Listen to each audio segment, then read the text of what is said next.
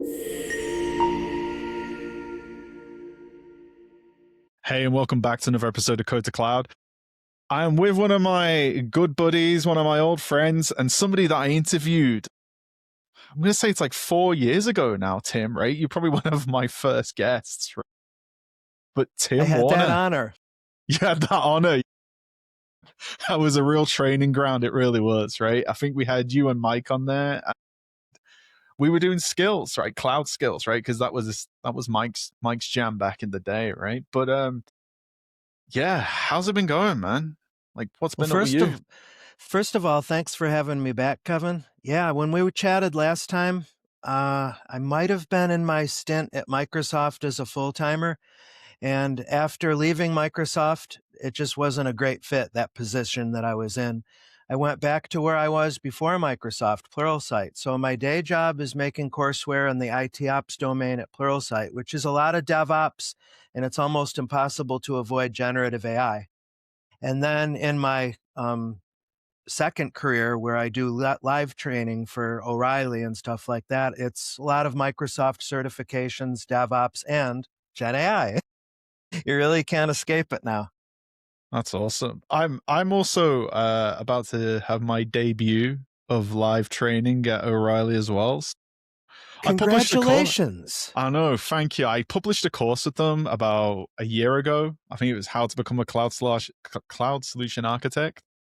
But they reached out to me and they were like, do you want to do some live training? I'm like, let's do it, right? Fast and furious with the audience. It's always the best way, I always find. It's a great gig, and especially in what I do at Pluralsight, I teach kind of into the void with pre-recorded training. So I need the live synchronous interaction with learners. And O'Reilly is a global classroom, so I'm with people from literally all around the globe, and I love it, and I hope you will too. That's something that I really resonate with. Like, yeah, I did the pre-recorded stuff, and shout out to the folks that took that course. I've had great feedback, which is really nice. So I hope it's helped you in your career, right? That's the main thing. But yeah, so I was like thinking, we were just talking offline before. It is now 2026, or when this episode goes out, it'll be 2026. And I was thinking, what certifications would we recommend to folks to sort of focus in on? Maybe they're figuring out their study plan for the next year or some goals, right? The cloud's changed, right? I feel like we're in this new wave of, I'm going to call it AI ops. You've probably got a bit of a more refined name for it, right? But we're starting to figure out what good looks like in terms of AI, especially in the enterprise space. I know at Microsoft, we're starting to standardize and converge, right? There's some new certifications that have come out. Maybe you can talk about those. But yeah, I don't know if you've got a top 5, but like, where should folks start in 2026? Like, what certs would you recommend? Right off the top, I'll say that, normally the industry certs are stacked. There's a fundamentals level, there's an associate and expert. That's certainly the case with Microsoft. Most of my list is probably going to stay in the 900 series, the fundamentals series. Why? Because in my experience, I found that even very experienced IT professionals, devs, engineers, whatever, have a lot of missing gaps just because of their work silo and being really busy. So I actually consider the GitHub certifications to be very important. And they have GH900 is Microsoft's GitHub Foundations, I think it's called, exam. I have the cert. I've taken the exam. And I just applaud every time on LinkedIn I see somebody say that they passed that exam, because it allows you, by studying for that exam, to fill in those gaps and really understand. And assuming you're working in GitHub. But if you're working in GitHub, I know from personal experience what it's like to know how to do this, because I do it all the time. But I have vast gaps in between. And once you fill those in, everything starts going faster and being more effective. So I would put that one on the list. You familiar with those GitHub exams at all? Do you know what? Sheepishly, I took one of the certs about 18 months ago, and it must have been a beta one, and it had like 300 questions. and Wow. I failed miserably. Right, I took one of the harder ones because I think I think you hit the nail on the head there. I was like, I've been using GitHub for 10 years.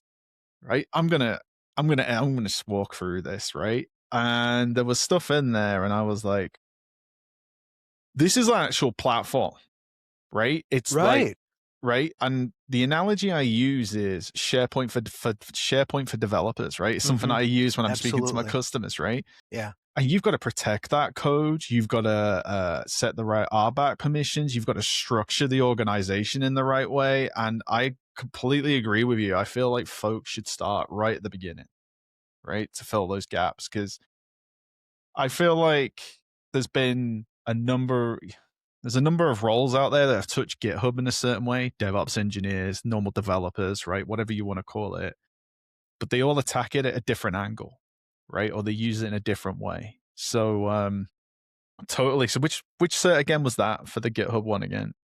It's called, is it Foundations or Fundamentals? Let's see, I think it's GitHub. called fundamentals, right? Actually, it might be foundations. It is Foundations, yeah. And it used to be these certs, of course, were owned by GitHub, and Microsoft took over, I think, about a year ago. So the exam ID now is GH900, in keeping with Microsoft's use of 900 to denote fundamentals or foundations level stuff. I mean, I know for many people, they're like, well, is this worth my time or effort? These certs are not, they're not inexpensive, and hopefully you don't have to pay for the voucher yourself, but even more if you do. And so you might, well, shouldn't I study for like AZ 104, some like Azure Administrator Associate, a really high profile certification? Yeah, that's fine if you're coming in with enough experience initially. But I consider a good foundational skill set an opportunity to level up your career in its own right. And then you get the added gloss and benefit of having that verifiable credential like GitHub Foundations or Azure Fundamentals that you can bring to your next performance review, tech interview, show to clients. It is a credibility seal. Totally agree. It's credentials at the end of the day, right? It adds that uh, you being validated as well, right? And I think the GitHub one's a good place to start because if we think about how we deploy into Azure, hopefully you're doing it via code. Hopefully you're doing it using cloud native or modern day deployment practices, and it totally feels like GitHub is Microsoft's North Star when it comes to a Git platform, right? Because we know we've got Azure DevOps, right? Still there. Hmm.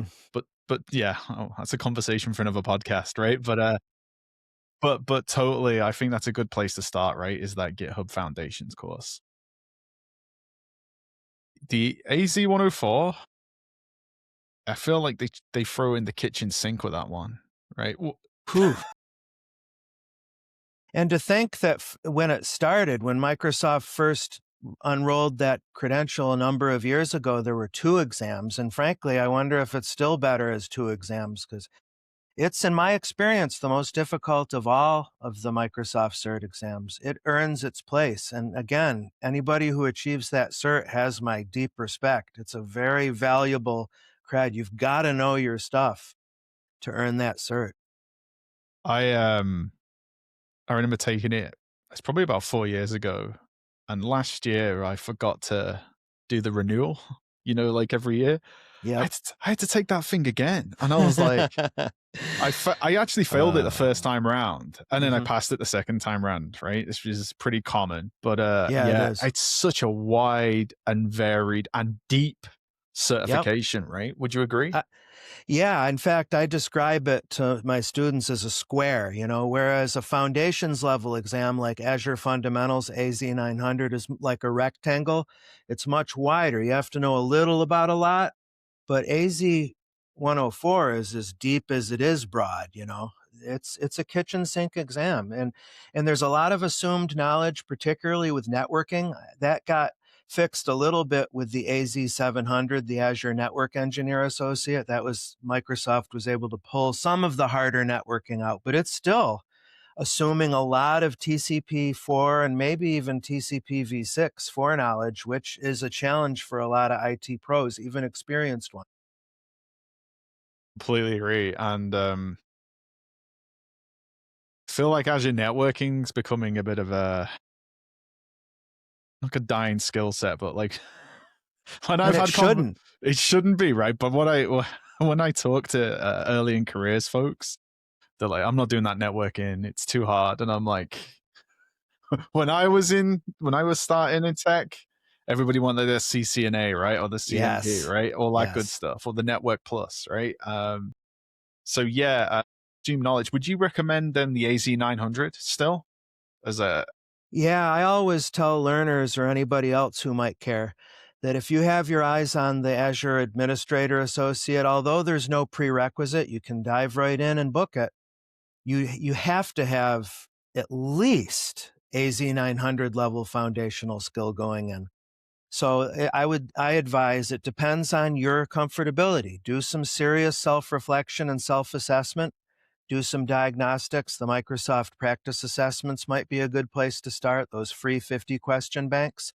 And depending on where you're at, it may be worthwhile to do a pit stop in AZ900. But I would also say that I would look at the AZ900 as a hands-on practice. In other words, I wouldn't just learn a little about a lot. I would actually light up an Azure trial and get my hands really dirty because you're going to be sunk on AZ104 if you don't have those practical skills too. if I think back when I first studied for that exam, I was very hands on. I was doing to the networking piece, I was tracing packets right from one VNet to another, some peerings. I would recommend the hands on approach totally. I'd even go one step further, and I probably would say, even though it's not a prerequisite, I would say hands on is it will set you up for better success in that exam. Oh, yeah, of course, especially if you're an unlucky one and you get a performance-based lab on your 104, which is not guaranteed, but it's likely. And in that case, you've got a virtual machine connection into the Azure portal, and you either know it or you don't. What are you going to do? Totally, totally. So, what would you recommend after that, right? Because I would say they're like the cornerstone foundational exams there, totally. Is Mhm. there an AI one or Yes, there is. Actually, I think there's a lot of value across the Microsoft Cert portfolio with just about all of their 900 series exams, including the most recent, which are the AB exams. I think that's supposed to stand for AI business. There's the AI 9, or excuse me, AB 900 is in beta now, and that's their agentic AI fundamentals. And I did take that in beta. so they'll announce your results, right, when it goes GA? Is that right with those Yeah, certs? exactly right. Yeah, Yeah, the thing with taking a beta is that you're not going to get a score immediately. To be honest, I didn't even, I mean, I care in a sense, but I took it for pure research reasons. I don't know whether I passed it or not, to be honest. In fact, little plug here, I posted some pretty detailed exam reviews of the AB exams that I took on my YouTube channel. So I think my handle on YouTube is Timothy Warner with no spaces. But to let the cat out of the bag, I thought that the AB 900, at least it's got backing in Microsoft Learn with like self-paced training so you can learn as you practice. The other one I took was AB 100. That's like the expert level, the agentic AI architect, the other extreme. And there, Microsoft doesn't have any Learn training available yet. Each of those exams, really, to be really candid, felt really rushed, and the generative AI and agentic AI stuff felt almost like it was an afterthought. The 900 exam was more on Microsoft 365 admin and using Purview than it was using M365 Copilot, and certainly like agentic stuff. I'm not sure the word Foundry appeared.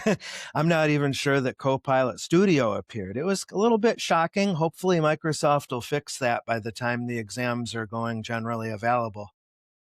we seem to have cycles of those. I think back to previous certs. I think it was the 104 actually, and it felt like it was the Microsoft Azure AD exam, right? One Yeah, year. yeah. But put Purview, that's I can see why it's in there.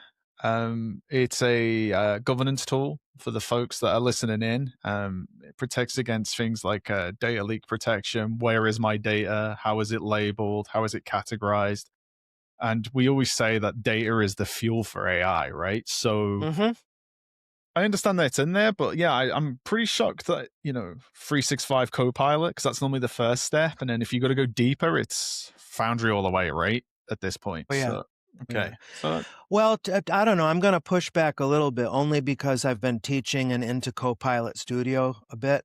I've been really big on the no code is M365 Copilot, the low code is Copilot Studio, and then the code first, of course, is the Foundry and the Agents SDK.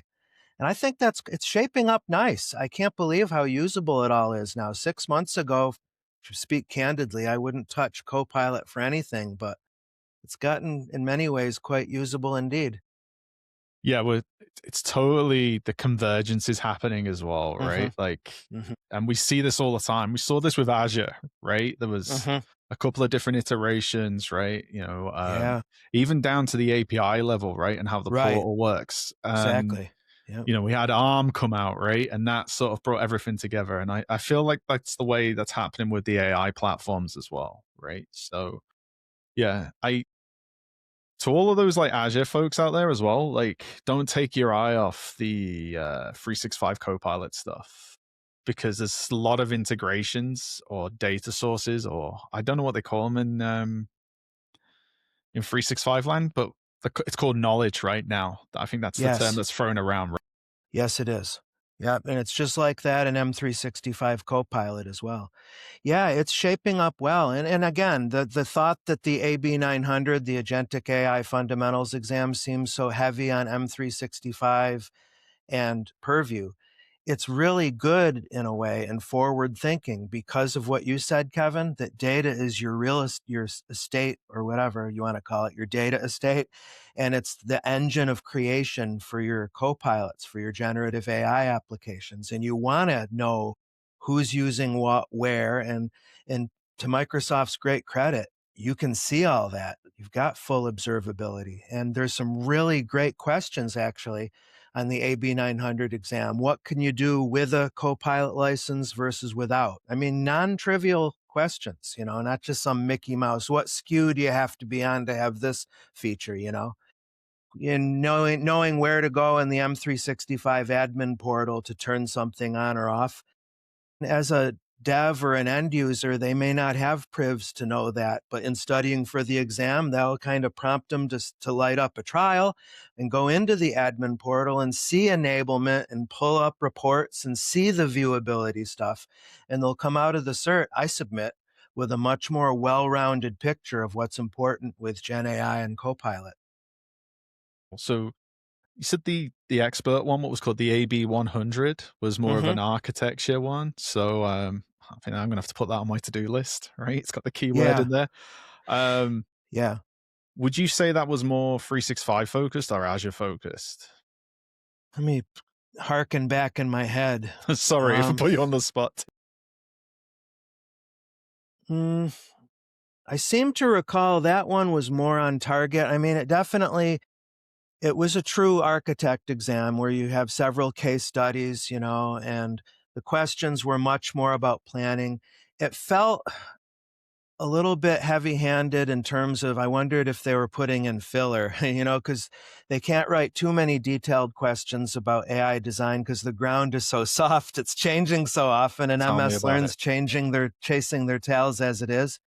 So, I mean, on the actual AB 100 blueprint, they call out websites like the Power Platform Well Architected Framework, the AI Center of X. So you actually have to know, you're asked several questions about where you go to look up different information and stuff, which was kind of interesting.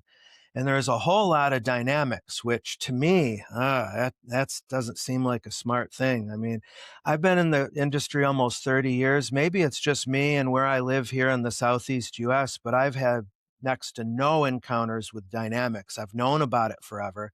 And I submit if you're not sharp in using those co-pilots and how to govern Copilot in the different dynamics apps, you might be hosed on that exam. That's interesting.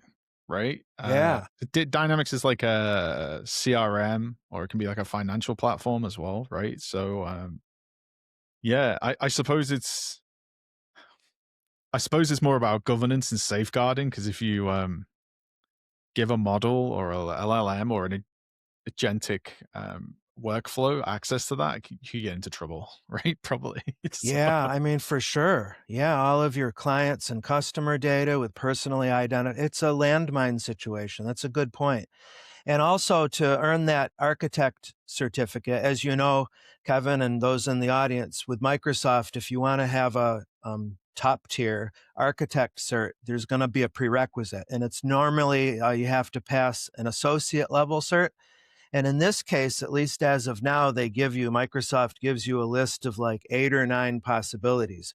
A couple of the associates are in Power Platform, like the Power App Developer and the one on Power Automate, and all the rest of them are on Dynamics. So the guidance that I have is, unless you work in Dynamics, pick up one of the Power Platform ones. I would suggest the Power Apps. Well, actually, the Power Automate would probably be the more useful one overall. I'm gonna have to keep that in my back pocket, right? I actually had to pull back on some of my certs because I was like, what did I have? Because I've changed roles, you have a different Hmm. focus. So I keep more my Hmm. like general platform ones. So I've got the 104 and the 305. So I've still got the Azure Architect certification. But then I had a cyber one as well, which was the 500. And I think it was like, I can't even remember, but it was like a fundamental cyber one, SC 100, I think it was. And with those Hmm. combined, I got the Hmm. cybersecurity architect. Hmm. Hmm. But then I was getting like, I was doing like 5 renewals a year, right? So Tell me it, about it. Yeah. I could only imagine how many you've got, right? But Yeah. yeah, I'm probably going to A hit lot. the 900 because you point out a good spot there is the ground is soft. And I have a running joke with some of my colleagues. It feels like it's changing every 2 weeks, right? Yeah. Yep. I'm in Foundry land, right, on the Azure Hmm. platform stack, right? Hmm. Um, feels like there's something new coming out every couple of weeks. That's how it We feels. we could make up some great limericks and jokes about all the different iterations of what's now called the Microsoft Foundry portal, which was the Azure AI portal, and then this that went through, as you know. But I have to say, I used it just yesterday, the newest new experience. They've dramatically simplified it, and I enjoy it. I used to get anxiety going through the previous Foundry portal. It's just talk about kitchen sink. Where do you go for what? It was horrendous. Yeah, I plan on doing like a bit of a walkthrough in the new year. I'm just waiting for the dust to settle because they made an announcement at Ignite, right? And I agree. It's more simpler and it's more like, let's get you building quicker, right? And So I'm surprised there's so much GUI stuff. For a code first experience, you can get a flying head start on your solutions without leaving the portal. totally. And there's a lot of stuff in there to get. It is the pro code, I think it's the term, Hmm. right? Hmm. Get you up and ready. There's a Foundry SDK. There's the Microsoft Agentic framework now as well, Hmm. right? Hmm. So gets you up and like you go in there and it's like, here's the code to get you up and running, right? And if it's Yeah. like to get you started, I think it's like Python. I'm going to say Java. There's a list anyway. We can clarify. There's there's JavaScript, Python, and C sharp. And yeah, that little hello world code thing is live. You can pop in your environment variables right in there and run the code right in the browser. Yeah, it's really cool. So apart from those AI certs, did you take the product AI product manager one yet or no? No, that's the one I haven't taken, unfortunately. I know that's the one that you've taken a shine to. What about it is interesting to you? Well, what I've come to realize is that when you're talking about AI use cases or making more of an impact, I'm not speaking to the IT department anymore. I'm speaking to the business unit, right? Or the end of line of business, right? And it's about getting to the person that's closest to the problem as possible. And that could be like something in their world that I would never think about, right? And I don't know, it's just different perspective. I want to try and take myself out the comfort zone a little bit as well. Mhm. Because I like to get like elbow deep, right? Yeah. Right, Yeah, same here. with all my tech stack. But like, yeah, I don't know. It's just I feel like it's the first Microsoft cert that I've seen that's like I'm not abstracted away, but more of a business focused certification rather than a let's get you logged into the portal, right? And that kind of thing. I honestly don't have any more information. Only I saw it whizzing around right on LinkedIn, and I thought, oh, I might Yeah. take that one. So Wow, that's a very interesting observation and accurate too. I can't think off the top of my head of another business skills more, that kind of focus as opposed to the tech. I know that now the trend is job skills certs rather than or role-based certs rather than product-based certs. Microsoft is kind of doing both now. But yeah, I need to take that beta exam before it goes into GA. Thanks for the reminder. yeah, sounds awesome. So what other certs are you working on or recommending folks to, or is it just those foundational ones at the moment? Well, I'd like to broaden my guidance. Yeah, I'd like to stay for now on foundations, but to those who are thinking, well, you're talking about the Microsoft stack, what about other vendors? Because we're multi-cloud and we also have AWS and or Google. And my guidance is really similar. They also have a foundational tier. I don't have anywhere near as much experience over there, but I would advise whatever your tech stack is that you're working on, take a look at their foundation materials with the idea of filling in gaps and developing a strong, solid foundation. That way, as the ground slowly starts to solidify, you can roll with those changes less disruptively. Totally. Do you do any of the cloud native foundation certifications? Have you ever tried any of those? No, I don't. No, I'm not sure if any, and at least in my experience, I'm probably wrong.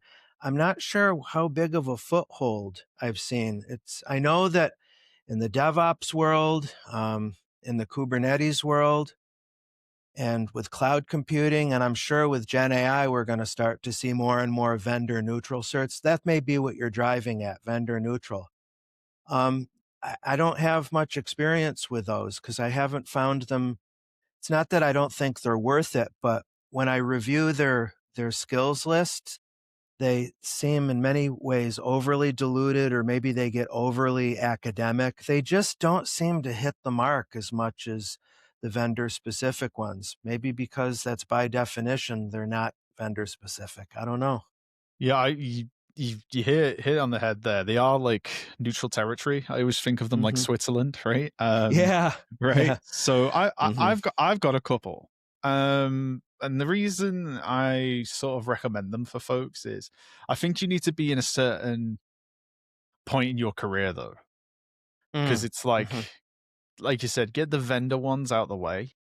Like dependent, like if you're trying to get a job in Azure or AWS or GCP, you should hit those hard, Yes. right?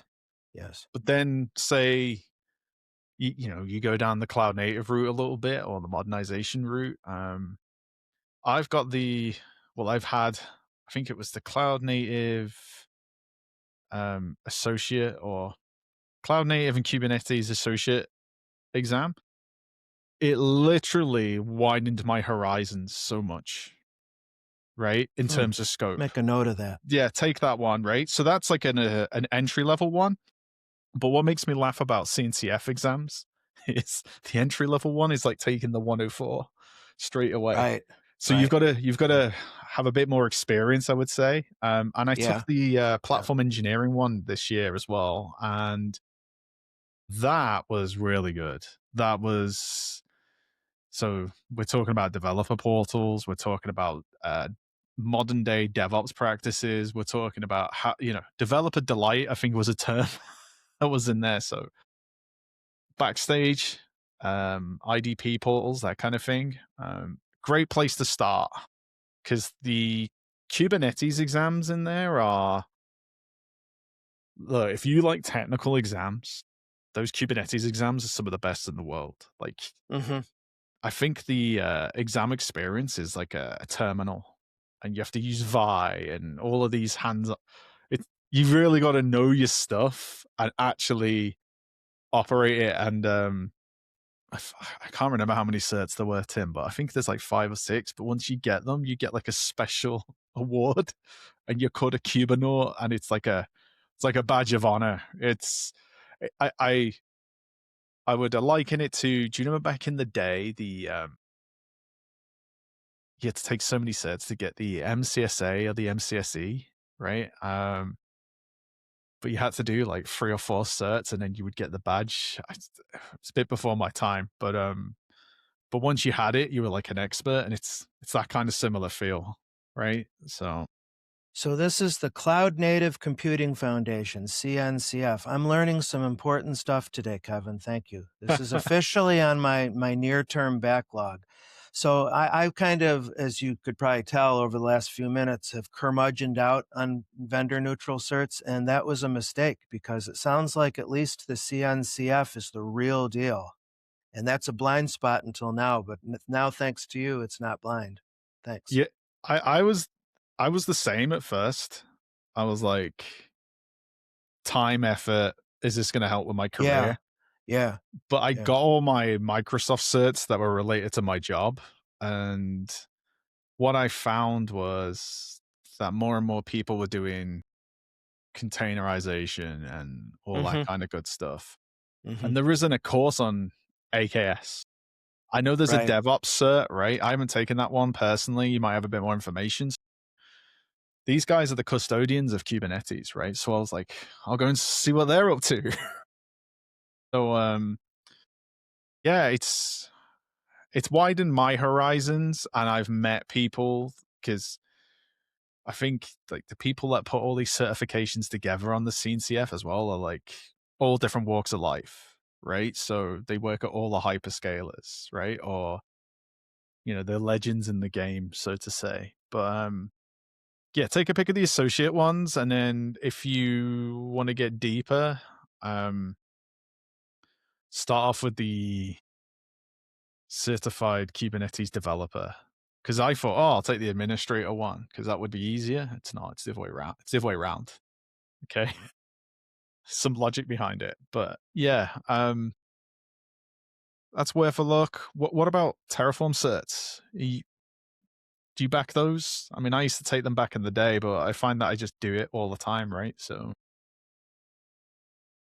No, again, kind of a blind spot for me. I don't know too much about them in terms of, could you educate me along with the rest of the yeah, totally. audience? So I don't know if you've walked this path, but I was a ClickOps dude, from Windows Server land. And I went and worked for a partner, and they were like, we do everything via Terraform. And I'm like, I've never written a piece of code in all my life, right? Like and I think that was my first experience of GitHub, Visual Studio Code, and all that good stuff. And I found out that they had a certification, and it was an associate one. I think it's been updated a few times, but it was a good place to start. I'm trying to get the name of the cert here. They've called it a couple of different things, but it's called. Here we go. Where is it? Terraform. Hang on. Here we go.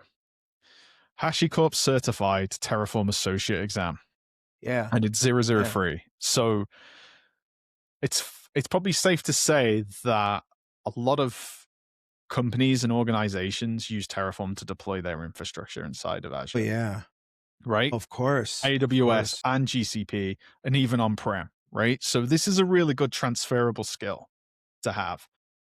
So it talks about things like Terraform Cloud and Enterprise, policy as a code as well, which is big if you're in Azure land because use Azure policy. You'll find out about that in it's either the 104 or the 305. There's probably some stuff about that in there. State management and drift and modular design as well. Mhm. So if you're like new to this and you're like, don't even know where to start, right? That was an exam that really set me up for success entering into that world. And I don't believe it cost that much, but there's a caveat to that. IBM now own HashiCorp. So, When did that happen? Gee, oh, have I been under a rock or something over the last few? so when they announced it, I remember being at work and everybody went, "Why didn't Microsoft buy them?" Right? Yeah, yeah. IBM have been on a bit of a buying spree over the past couple of years. In 2019, they bought Red Hat. So I don't know if you know any folks from Red Hat, Tim, but like they're are normally quite, knowledgeable, right? I mean, they do kernel commit level stuff, right, in their spare time, right, for the operating systems, right? And they got Ansible, and I believe Red Hat have donated a lot of stuff to this CNCF organization as well. But yeah, I think it was about 2 years ago, IBM bought HashiCorp, so they own Terraform now. Yeah. And what do you think's gonna happen? I mean, it's scary, like, when I think of Oracle, when they purchased MySQL, they didn't mothball it, but boy, they changed it. So there's a bit of drama around this, Tim. So I think it was prior to the announcement of the acquisition. HashiCorp changed the licensing around Terraform. I believe it was an open source license, so it was like you can use it and modify it. And then they changed it so it was restrictive because I feel like I can't remember the story, but it was like essentially somebody had cloned it, changed it a bit, and then was trying to resell it. And then this announcement of this acquisition by IBM happened. Now there is an open source version of this called OpenTofu, and I believe the Linux Foundation is the custodian of this now, right? Deep open source roots. I've had mixed experiences with it. Not saying it doesn't work, it does work. But what I found is, say if you wanted to use a provider or something that was specific to the hyperscaler platform, it may not be compatible. Right? I've had mixed like when I've tried to deploy, say, the Azure landing zone, um, that uses the Terraform registry. And I believe this was about a year ago, so things may have changed. Write in if you've successfully been able to deploy it, but they've had to build their own ecosystem for this open tofu to work. So its own open registry. They needed maintainers, and had to ramp up, right? So I wouldn't say they're competing because it's a bit of a weird dance because IBM's a big contributor to open source as well as Red Hat, right? Obviously, and then you know, I it's definitely something to watch. So my advice would be take the HashiCorp exam at the I think moment. that's really a brilliant suggestion. I mean, for administrators and DevOps engineers, but even, I mean, with DevOps, one of the core principles is cross functionality. Devs should know how infrastructure as code Totally. works, and hopefully you've got your infrastructure templates committed in the same repo as your code, or at least closely aligned. And witness what Microsoft has done in their API docs. We've got examples in Terraform right alongside ARM.json and Bicep. I've often wondered, and I used to work with the Bicep team when I was at Microsoft. I actually used to ask them, obviously we're influenced by HashiCorp and HCL here, but the Achilles heel to Bicep is that it's single cloud. So you've got this whole parallel maintenance going on. Why not create a provider system where you can do multi-cloud? I don't know. I never got an answer. It wasn't high enough on the chain to get an answer, I suppose. Yeah, a little fun fact. I've worked with both of those teams. So there's an infrastructure as a code team at Microsoft. One's called Azure Terraform, and the other one's called Bicep, right? And then there's the ARM piece, which is obviously the underlying APIs, right? I would say the raw infrastructure as a code.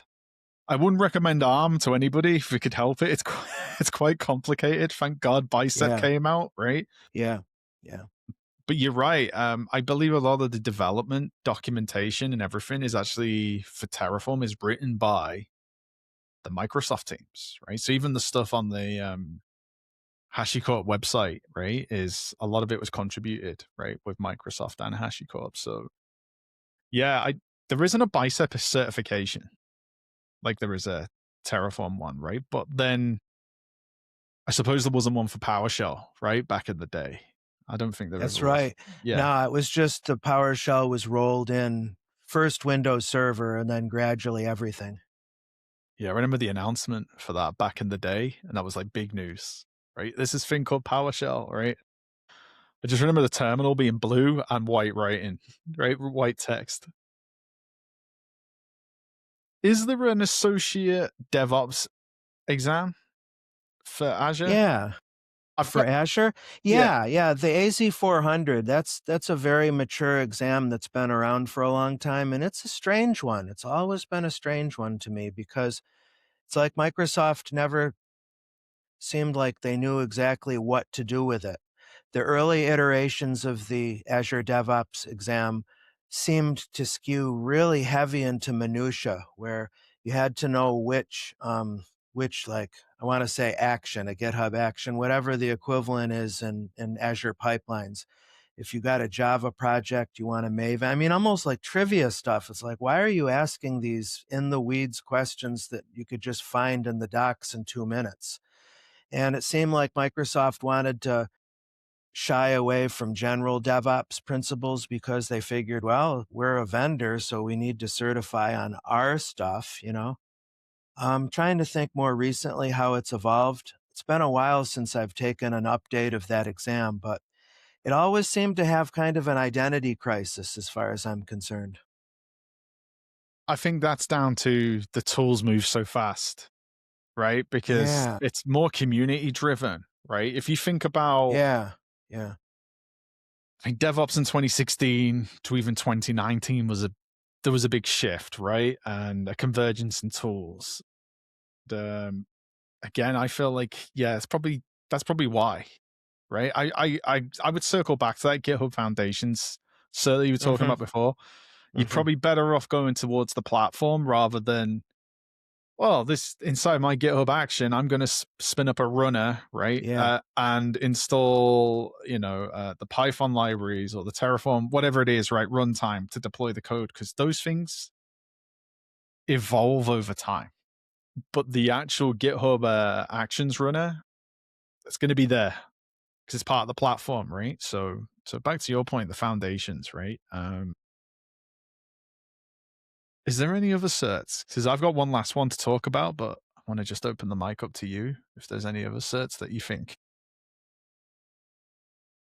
Well, I was a Cisco specialist in a previous life, and I went pretty deep. I went all the way through the foundations, the CCENT. In fact, I remember when that came out, but then the associate CCNA, I had the NP and the D, there was design. I had it all. I was right up to getting ready for the CCIE, which is historically the Cisco top tier credential. And I'm really passionate about getting back into that now. So I guess I would crystallize my guidance as don't don't forget about your personal interests in the tech. Don't let, oh, well, how does this algorithmically affect the trajectory of my career? Doesn't Who cares if I'm interested in it? And think about what my grandpa used to tell me when I was a kid, saying, Timmy, if you can find a job that you would do even if you weren't getting paid for it, you found the right job. And I'm grateful that I have found that job. So I would say that. So you definitely keep your ear on the ground and stay timely, DevOps, GitHub, Gen AI. But don't forget about your personal interests. Do I need to go back into Cisco land? No, not necessarily, but I really enjoyed it, and I've always had an aptitude with Ethernet and TCP/IP, so I'm excited on getting back into those waters. I takes me back completely. I remember getting a Catalyst switch off Facebook Mhm, Marketplace.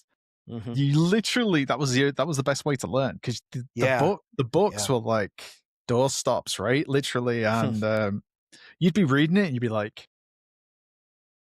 don't truly understand, right? But then actually going through the commands and interfacing with iOS, or even the simplest things like understanding how spanning tree protocol works. I still carry it to this day, right? In my day-to-day Yeah, job, right? yeah. Like I completely agree on that. It's you're actually building things as well. Like you configure in a physical appliance, right? Yeah, and I know Cisco is really just an example. It could be fill in the blank with whatever you're passionate about, but I have to say some of those legendary. I got to know most of them. I worked at Cisco Press for a while, but people like Wendell Odom and Russ White and Kevin Wallace, sweet, sweet people. They wrote those doorstop books, and they're just such brilliant teachers too. You should see them teach live or on a webcam. I think historically, at least Kevin was pretty big on O'Reilly. I don't know if he still does live training with O'Reilly, but that's a cool ecosystem, the Cisco community. I always really liked it. Yeah, you got to know your stuff, right? Hmm. Yeah, but you learn so much. You really do. Uh, And it's going to keep you in good stead for AZ 104. You'll see those networking questions and you'll yawn. Yeah, oh, whatever. Give me something challenging. Totally. Those are my top tips around networking. Is and on the MS Docs page, there's a full section on this, and there's hub and spoke topologies. And I read this in an IBM book in like the 90s, right? And stuff that resonates with me right to this day. So hub and spoke topologies, and now we've got Azure VWAN, which is like a star topology, a little bit like a semi one, right? And Hmm. it's all relatable. It's everything's relatable. Yeah. Yeah, yeah. Being an older person, with or without being a curmudgeon, helps. Having kitted computers from the day and learning Ethernet and token ring and all that stuff, and actually having the cables in my hand. And I'm grateful for that experience. Somebody new now that goes directly into software defined networking, I mean, they've got an extra hill to climb, I think. Totally. Because there's a programmatic side of things, and you literally don't see it coming on. It's an API call and it's up, right? Or it's routing the wrong way. If you want to get a little bit deeper on that, I did a video on this the beginning of this year. But let's say you've done the 104, look at Azure landing zones, because you'll learn Terraform or Bicep. Two, you'll learn network topology, right? And the fundamental platforms, right, of Azure. It's a bit of a learning curve. I feel like it's well documented now, and there's videos online. We did one with the team the beginning of this year, or last year, sorry. But to me, it taught me everything about Azure, pretty much. Like everything I needed to know that was fundamental or really important to figure out at the beginning. So figuring out your network topology, figuring out how you're going to peer your networks, what an NSG is, and that's all back in those certs, right? Like all that stuff's in there. And to the Yeah. audience, I would say if you're not familiar with this, a landing zone, my understanding of it, it's not only a collection of best practice guidance, but you actually get the deployment templates and bundled. And what's so brilliant about it, what I like to tell my students, is that those environments that you're going to take those and make them your own. You can roll out if you're planning on getting into Azure and you're going to start with virtual machines. Well, I don't want to leave something misconfigured or leave a bad default. How do I make sure that I'm secure? How do I do this? You've got all of this knowledge and proven practice guidance. Like there's the well architected framework, cloud adoption framework, the Azure Architecture Center, and it's all pre-baked into those Bicep and Terraform files. So out of the box, I know the term solution accelerator has been part of Microsoft speak for decades, but it truly is. These landing zone environments are true solution accelerators. Totally. And thanks for clarifying, Tim, because I was talking about it like I was expecting folks to know what I was talking about, right? But yeah, What that do you tell customers though, who say, well, what do I do with this? this landing zone diagram you're showing me with like 10 That's subscriptions, right. and how do I make sense? I'm a smaller shop. What do? Do you just ask them to use Gen AI and help hack it down to size? What do you suggest? I mean, I tell people my secret sauce is the researcher agent in Microsoft Copilot, but No kidding. You use that and it's useful? I'm going to have to pay more attention to that. it will go away. Like you can make a cup of tea or a cup of coffee, right? And it'll Uh-huh. say, "Come back in 15 minutes." And I was like, a buddy of mine said he watched Satya used it right before a shareholder meeting or something. And I was like, what is this? So what you do is you say reference the MS Learn docs, right? So you give it specific scope, and I always say fact check it. So I get the LLM Yeah. to fact check it, right? Yeah. Like, don't get me wrong, trust but verified, right? Yep. Yep. But I would say 90% of the time it's more accurate than me just going to normal Copilot or ChatGPT, Indeed. right, to get information. What I say with landing zones is there's small, medium, and large, right? T-shirt sizes start off with the small and the medium and the large, and it all depends on business requirements, right? I don't know about you, Tim, but when I'm giving advice to students, businesses, customers, whatever you want to call it, I say limit the blast radius if you don't know what you're doing, right? So Oh yeah. Yeah. you've got to ignite the rocket at some point, right? But just start small and then expand. I So like that. That's brilliant. And that research agent, you see it, if again to the audience, if you check out M365 Copilot Chat, the two built-in agents there are researcher and analyst. And again, I'm more of a curmudgeon than I thought. I was kind of like, yeah, whatever. But I'm going to go and check them out. They're evidently really worthwhile. And you know what? They do show up on the new AB exams. I remember getting questions on AB 900 that called out those two agents. So I guess I should have taken my marching orders then, that there's something to these built in, the pre-built agents. I I, Hmm. I was secretly shocked when I started using it. So I should have more faith, right? But I like I get asked complex questions all the time.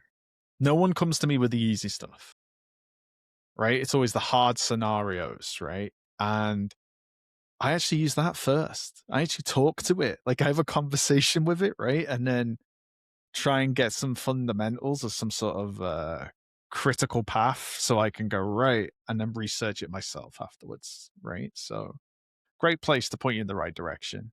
Yeah, for sure. But yeah, my final thought on this is, and I tell everybody this, obviously hit the vendor certs straight away. I completely agree with Tim. Foundational certs, I feel like people don't give them enough credit. And especially us like battle hardened tech folks, like we try and skip over it. Whereas Yeah, yeah, I'm gonna probably do the 900s with the AI stuff because it's so new as well. There's concepts in there that I've not been aware of. But yeah, I would say as a skill or as a certification, depending on which path track you're going on, get a Linux cert as well. So there is I've written a blog. It should be out by the time this podcast episode's out, but there is a free one on the CNCF, and it's called LFS 101 by the Linux Foundation, and it's an introduction to Linux. I was going to call it Linux then, but it's philosophy and concepts, backup and system startup, graphical user interfaces, and people might be like, "Well, what do you mean?" I mean, I don't know about you, Tim, but I remember when I installed my first version of Linux, and granted, this was probably about 20 years ago, right? But yeah. Same it, here. it was mind blowing, right? It was completely different. Like the operating Oh, system yeah, booted up in yeah. modules, right? So it Right, would right. be text based and then it would launch the desktop environment. I feel like things are a lot fluid now, but especially with these hyperscalers, I feel like the common interface language is like Bash, right? And stuff like that. So, and I know in Foundry,